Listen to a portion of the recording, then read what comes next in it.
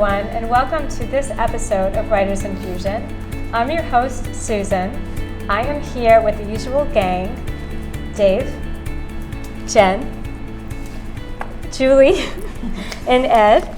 And today we are joined by our writer, Brenda Marsian. Did I say that right? You did say it right, Excellent. yes. Yay. Who drove here from Connecticut today, so thank you for coming in. Happy to be here. Thank you. We're really glad to have you. Great. So how long have you been writing?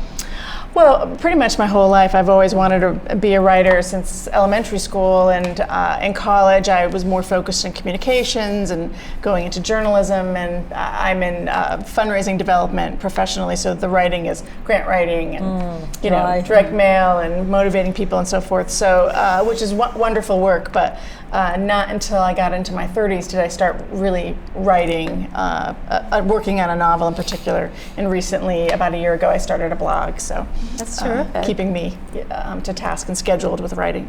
Are you in a writers group? I am. A wonderful writers group with some successful writers, actually, and we've been meeting, I want to say, well over close to 15 years. Wow. And there's about 8 women. We meet once a month. We share manuscripts, and there's been some nice success stories from that group. That's terrific. Yeah, super women. Yeah. That's really nice.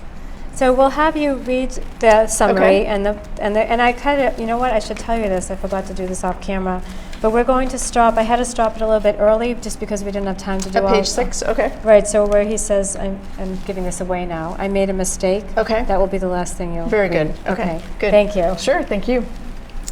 So the summary of this novel is, Jared is a 1980s rocker with a trail of broken promises, a son who doesn't know he exists. Tyler, a junior at an elite prep school, sets off on a trip to find his dad, and Liz, a desperate talent agent, has stars in her eyes when she rediscovers Jared.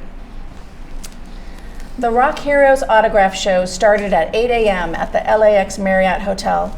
The line of coke Jared snorted in the restroom before manning his table barely kicked in when the first fans trickled into the ballroom. It was like a bad high school reunion. For $25 a ticket, the public came to watch, meet, and hug the aging, once famous rock stars. For a few dollars more, fans could buy beer koozies, rock hero autograph decals, t-shirts, posters, and buttons for the celebrity rockers to sign. From what Jared could tell, most of the attendees weren't fans. Bored businessmen killing time before their appointments walked aimlessly through the exhibition. A few travelers on layovers picked through old albums for sale. Jared's manager played up the whole event as a charity opportunity. Proceeds go to cancer research. Don't you want to find a cure? Lance Belkin was a sarcastic bastard who could care less about helping others. He was only interested in making money and neutralizing the spectacle that Jared Hunter, former lead singer of Maniac, made at the Plaza Hotel in New York City a few months earlier. A stereotypical rocker tirade started. Jared mouthed off to the Oak Room bartender for cutting him off after his 7th vodka martini. In retaliation, Jared picked a fight with his suite. Curtains yanked from their rods, mirrors smashed, bathtub overflowing, and cushions gutted for their stuffing. The New York Post's front cover read, "Relic Rocker Wrecks Room." "I'm not a has-been, I'm independently wealthy," explained Jared to his manager while looking out at the Pacific Ocean from his Malibu home. He inhaled deeply from his joint and held it. "You're a rich asshole who hasn't had a hit in over 10 years, snapped Lance on the other line. "I don't want to do it," Jared choked, finally exhaling. "What else are you going to do, get stoned?" "Yeah." "You're becoming a recluse. You don't write, perform, or do anything." "I did some chick the other night, Dee Dee," he said. The high kicked in. Jared could hear Lance sigh. "Come on, man. You could tour with the band. I bet I could sell out mid-level venues without a new single from you," Lance suggested. "I'm not touring." Jared walked out on his desk. A wave crashed, its foam sliding under the posts of his beach house.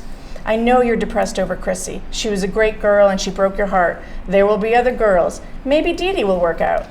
Jared tossed the remaining nub of his joint off his deck. He didn't want to talk about Chrissy either.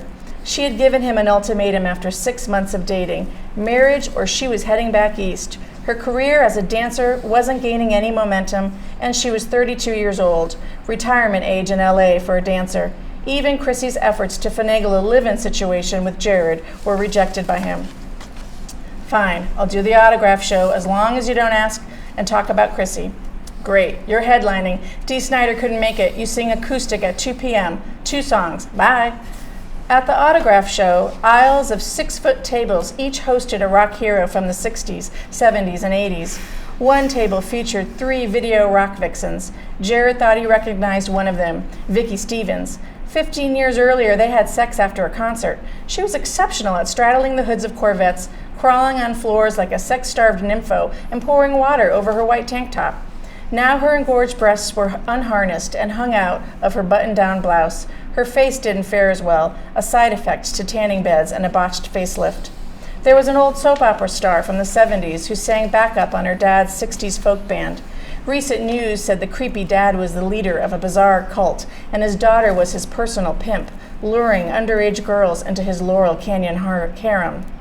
He died of liver failure 5 years before, and sordid allegations and the lineup of abused, now middle-aged women who were locked up in his lair revealed their torture on TV. The daughter looked barely alive, strung out, a stutterer, and yet manning the most popular booth at the show. Jared sat on a metal folding chair. His hair was now wavy brown with thick sideburns. He no longer dyed and permed it. An hour into the show, and no one had approached him. He was a little relieved about the sparse attendance. The fewer people who recognized him, the better, he thought. This wasn't the Grammys, American Music Awards, or MTV Video Awards. This was the scene of hard times. Jared's money was intact, and yet he was reduced to a ballroom on the outskirts of LA. Aside from the airport across the street, rental car terminals, fast food chains, and loitering hookers, there wasn't much else happening. Jared wasn't washed up. He self-selected out of the music scene. Suddenly, Jared's face was looking up at an extra-large t-shirt with his maniac persona sprawled on the front. His eyes rose to see a very rotund woman looking at him. She was crying. 2 hearts or one got me through my sophomore year of high school. Jared stammered, thinking he needed another break in the bathroom with his vial of Coke. Is that so? Well, I'm glad. The woman's face was heavy with makeup, applied just the way Maniac used to wear it, and her hair teased and dyed the same color blonde as Jared's back in the 80s. I love you, the woman cried, clutching her Rock Heroes koozie and a glossy photo of Jared to her chest. Jared reluctantly rose from his chair, happy to have the table as a buffer between him and the fan. Would you like me to sign that? My name is Tammy. I came all the way from Idaho to see you. She handed Jared the koozie and photo to sign. Wow, I hope you flew. Oh no, I drove. I took a week of vacation time to see you. We've actually met before. Jared scribbled his name on each of the items with his black Sharpie, and when his eyes met Tammy, she had pulled down her t-shirt's collar to reveal Jared Hunter's signature on her right breast. You signed my chest in 1988, and then I got it tattooed over, so you are by my heart forever. See? 2 hearts or one. She smiled, revealing a missing front tooth. Jared had signed a lot of body parts, plenty of boobs, but never saw one inked. Wow, Tammy, that's impressive. Jared looked around to see if there was any security. He used to have a group of former wrestlers for bodyguards. The beefy guys created a human wall of bulk around him as he ran from venue to venue, in and out of limos. Can I give you a hug? Tammy asked. This was why Jared wanted out. Tammy and the millions of other Tammys were why he spent more time at his house than venturing into the world. The circus his life had become wasn't what he wanted anymore. Relentless fans clamoring and shaking the band's limo, and all the guys freaking out inside, frightened that the force of the screaming girls clamoring would flip the limo over. The tour buses that traveled all over the United States and Europe were moving prisons. Cramped quarters, the snoring, poor hygiene, and clutter of his bandmates was 24/7. Tammy drove all the way from Idaho and had Jared's name on her boob. How could he say no to her request? Was this his penance for smashing the Plaza Suite? He walked around the side of the table to greet Tammy, who engulfed him in a python grip hug. With a face full of Aquanet sprayed hair, Jared patted her back to cue her that the hug was over. Wow, Tammy, this is the best hug I've ever had. He spit some of her hair out of his face and gripped either side of her hips to pry himself free, then bolted for the bathroom. He pushed through a stall door and locked himself in, sitting on the toilet seat to collect himself. Instinctively, he pulled out his cell phone and dialed Chrissy. Hey, he smiled, relieved that she was willing to pick up. Hey, I'm not calling too early, am I? I was just getting up. He could tell she was still in bed, and he envied the silk sheets entangled around her curves and long legs. He pictured her naked, silver dollar nipples, dark pubes, full lips, sleepy brown eyes, and tangled, thick brown hair. He wanted to be beside her at that very moment. I miss you. It was quiet on the other line. Chrissy, I'm sorry. And Jared was sorry. I haven't talked to you in 6 months. Why now? Chrissy sounded far away. You still with your folks? Yeah, just figuring out my next move. Why are you calling now, Jared? I made a mistake. Good reading. Thank you. Yes. Who wants to start with this one? I think it's really funny. Yeah. I think that you have some natural comedy here with the situation and the way he looks at things, and just the way you express things. I think that this is really funny. Yeah. And so you could have a good comedy novel here. Yeah. I think that one thing you need to stick close to Jared because it's his point of view that makes everything happen. And I want to see more of that.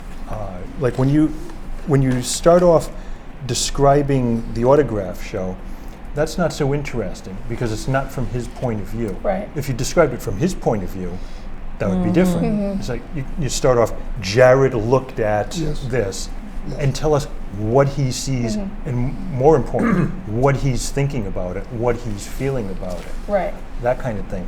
And I'm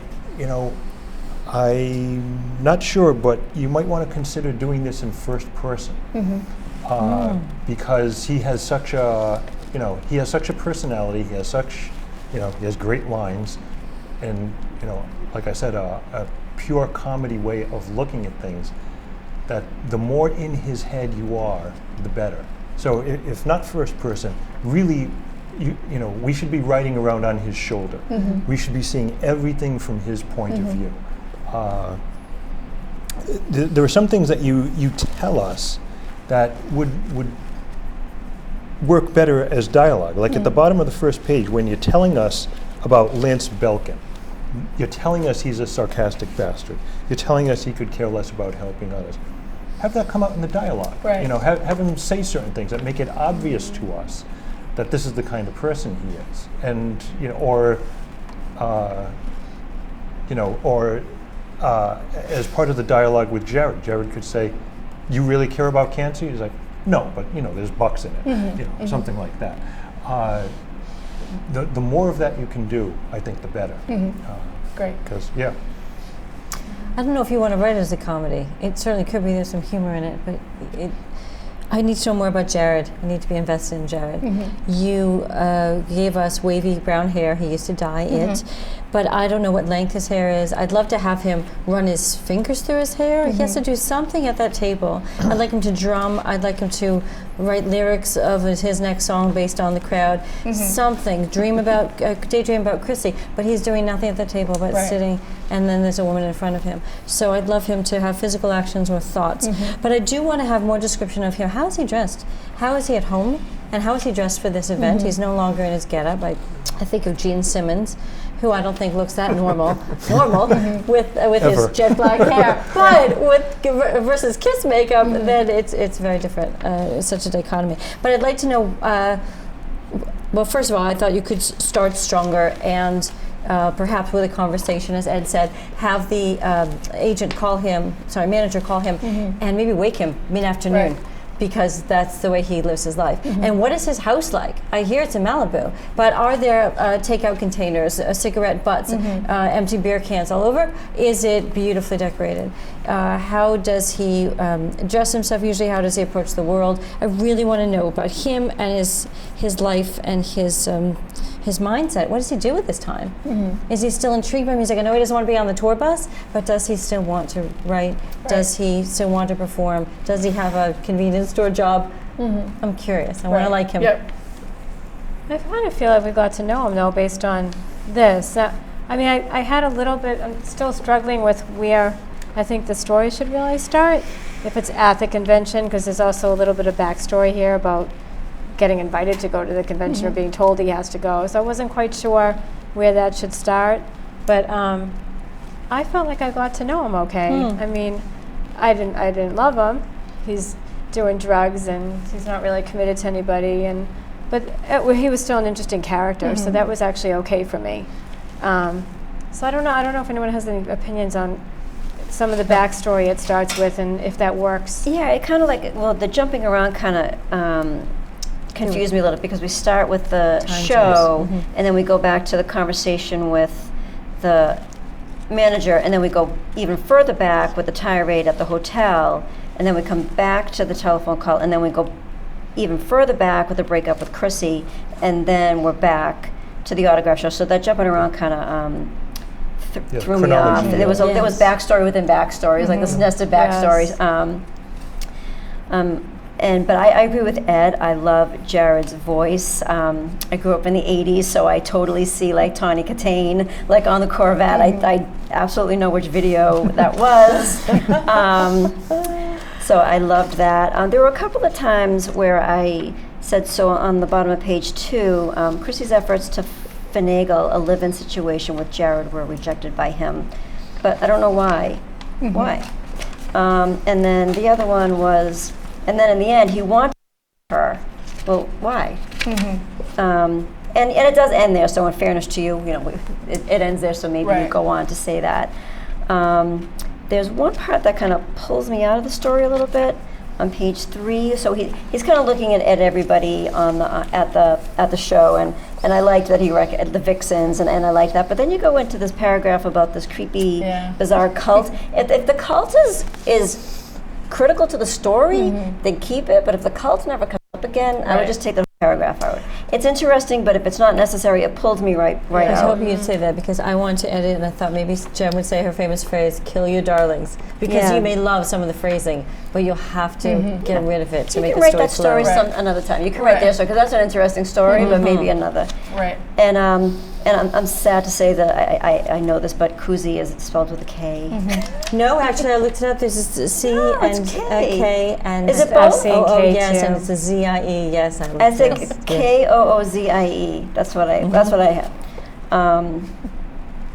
So and if I'm picking on that, then I'm really reaching to find stuff. I have lots of smiley faces and laughs, and like I said, anything that happens in the '80s is right up my alley. So, but I felt he was sympathetic. I felt he was funny, but also sad. So and I thought I think you can have a funny, sympathetic, sad character, and that gives him a lot of depth. So I did like him a lot, and I did connect with him. And I think it's okay that he's funny because part of that is probably part of a defense mechanism for him too. So That actually made me like him. So if if it were just about the drugs, then I have a harder time with that. That's just me. Right. But the funny part drew me into him. and keeping people at a distance, and the drugs, but he's loaded, and he still has a Malibu house, and Yeah, you really get a good feel for what he's like right away. Yeah, this is a perfect example of humor and pathos being not even the other side of the coin. They're on the same side of the coin. There's such an elemental difference, or microscopic difference between humor and pathos. I didn't find this funny at all. If you follow the newspapers today, Justin Bieber is complaining about the crowds, and he feels like a zoo animal, and he's whining about. This is adolescent kvetching. You're making fun of the very thing that's giving you enough money to buy the dope that gets you through the day. And I just can't go along with it. I find it kind of repulsive. It's a bratty little kid whining. I think you did a great job with the incredible fan. I mean, it is so sad. Super fan, too. It is just so sad that somebody has driven from Idaho to hug this has-been from 30 years ago, whatever. And you've done a great job at capturing both of them. Yeah. He's repelled by her. I'm repelled by him. And she's just looking for some kind of gratification. Where does he go for... she's looking for gratification. Where does he go for gratification? He runs into the bathroom to call his ex-girlfriend. I don't see anything funny in that. This is what you've done, and if you want to work this way, is you've put this guy in a hole. He's buried himself in this miserable situation where no one is nice. an agent is supposed to be on your side. This guy's not on his side. He's getting pushed around. He's getting pushed around by the fans. He's ridiculing the very source of his income. So it's called a man in the hole story. You've buried him. Now, we, the reader, if we'll get through the disgust of the individual character, i.e. Justin Bieber, then we will stay with him to see how he climbs his way out of the hole. And I can't see it happening because he's got such a narrow point of view. And but I think you've nailed the milieu of this entire autograph situation. Those are the people who are there. This is the only way they can make money. Because I don't go to the autograph, but I go to those old timer concerts from the '60s. That terrible Crosby, Stills and Nash. They don't have a voice between them, really. But I go because it makes me feel comfortable. I feel good about going and hearing them sing. Well, this is essentially what these people are doing. No, I don't find it funny. I find it just pathetic. No, a normal curiosity, interest in these people is fine. I mean, the character's not the writing, right? Oh no, the writing's fine. I want to make sure you don't Yeah, I'm talking about the people. You got an in emotional response. Right, This that's is all good. Right. No. Yeah, I don't like the guy. He's got to earn my respect now because I don't respect him. I don't respect his lifestyle.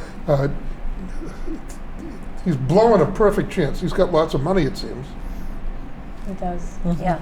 I did on top, like just to tail off of that a little bit, when he does call her, it seems like it's been a while since he's seen her or talked to her. So when he suddenly calls her, it seems weird that they just get into a conversation right away, like she just accepts that he's calling. Right. So that was something I noticed. And the other thing is right before he calls her, he's just thinking about what she looks like naked. And maybe that's how a guy thinks, but I'm not a guy, so I don't know. But is that part of so- women's fiction?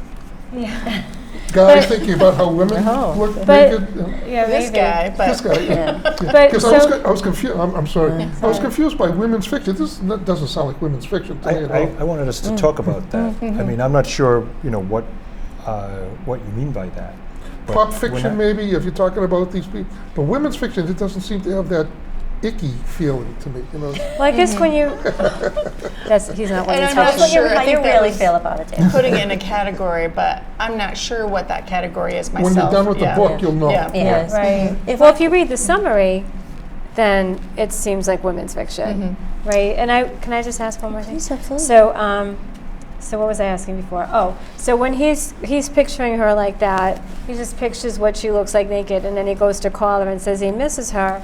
Then to me that adds on to what Dave said about, I mean, why do I like this guy? It's not like he's thinking that he loves her, he misses her. It's all about because of her body. And maybe Right, that's what right. you intended. I'm just kind of throwing Maybe that's that the way out guys there. think. Well, you can tell us, or you don't want to tell us. I don't want to. All right. But what did you intend this to be funny? Because I didn't read it that didn't funny read it as either. funny. I didn't read it like. I mean, I think thought it's he was. just the tone of how I write. I do tend to.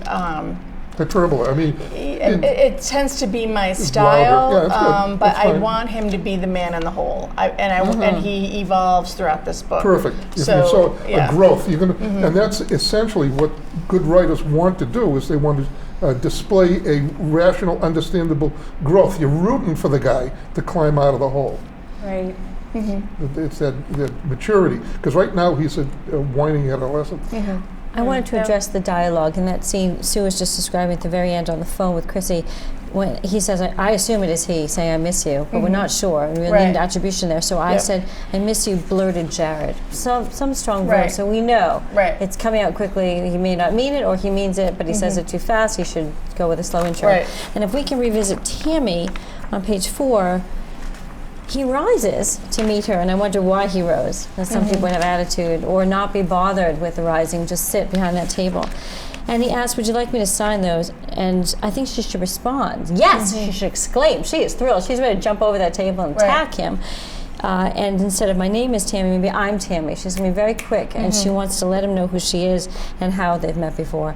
And maybe show his disinterest in contrast to her enthusiasm. He may be muttering his responses. I don't know that he'd say that's the best hug I ever got. No offense to you. Right. But maybe he's not thrilled to be there. We know that. But maybe he's indicating to her he's not thrilled to be there, and he doesn't appreciate how joyful and elated she is because he...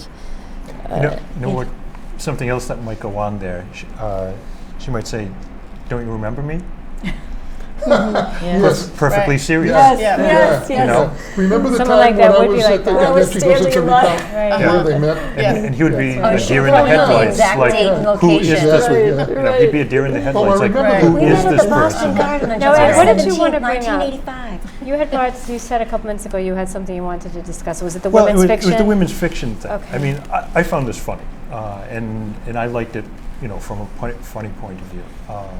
But I can't tell where you're going with it. I asked that too. Where's it going? Yeah, from the description, it seems like, okay, so something really different is this guy's life is going to be impacted real soon Right. by something, which will send it in a different direction, and it's going to be interesting to see how that plays out, because there is a way something like that can play out, and it would be heartwarming or wrenching or whatever, or it could be extremely funny to have something that's seemingly earnest going on, with a dimwit like this guy. Right. Who knows what would go on with him at the other end of these people. Sure. So, there's all kinds of ways that this can play out. And how soon in the story do we meet Liz and Tyler? That's something I'm sort of figuring out, because originally I think we have a few chapters with Jared where we get to know and we see that there's a bigger downfall that's to Different come. point of Oh view. my, So the correct. different point of views. And then we'll see Jared a few years later. So there's different. It goes from starting in, I think we're in 2001 or 2002 all the way up to current time. So I think there'll be initially Jared, then we'll be introduced to Tyler, the son, as a teenager, who's confused and doesn't know, like, who are my parents? And then we then meet Liz, who kind of is the person that puts them all together. Interesting. So next. Well, you have a lot of work to do. Interesting. Yeah, Yeah, there's a this is my huge- third draft There's of a this. huge story. wow. Yeah. There's a lot Yeah. going on. Yeah. Do you, we have to start wrapping it up. I'm just watching the clock. Do you have any questions for us? Well, I'm curious, when you mentioned women's fiction, is it important that I know what genre I'm writing in at this No. point? I don't think Okay. so. So just don't All right. title it women's, because Okay. I don't think it Well, we falls just- into that right yeah. now. I think we just ask on our website what you think it is. Maybe that's why, but you don't have to Right. worry about it I think now. popular fiction is good. I mean, what kind of an audience do you want? Women's fiction narrows the scope. Yeah. Yeah. There was a part of me that thought this could even be a young adult Yes, with it could. Tyler in it, Sure. because I think he's sort of an interesting person and going through some not knowing his history and why he seems privileged but not so privileged and just confused. So I think there could be some young adult elements too. So Now there's new adult, too. Well, I wonder if you right, would, yeah. which is like the early 20s. Is that true? What? if you're going in that route, why don't you start off with the The kid? kid. Start off with the kid and find out we'll really like the kid. right. And then somehow the knowledge that his father was this ex-rocker, and then his travel to meet Oh my him. gosh. And then we could follow the rocker, who was a loser, and now you've I set up, like him. Lovable loser. yeah, a lovable He's loser. sympathetic. But what you've got now is a natural conflict, Yeah. which, and everybody who's reading it would say, oh, it's like the big wave coming. Oh, wait until they get together. What's going to happen? Yeah. And that would Right. that's a It's natural true. conflict. If we see Yes. the kid first, and then independently we see Jared in his lifestyle, Yeah, maybe- the reaction maybe would be like, newspaper- "Oh my God, That's his this is what this kid is headed for." Right. If Right. we know that before he knows Yeah. that, That's true. the impact would be terrific. Okay. That's what we're here for. Right. Solve the Hopefully world's problems. That's right. And record it too, so that's great. Yeah. So Brenda, Work on thank the you so much election. for Thank you. coming. Thanks. It was really It's nice been fun. meeting you. Yes. And thank you everyone else for joining us for this episode of Writers Infusion. We will see you next time. Keep writing.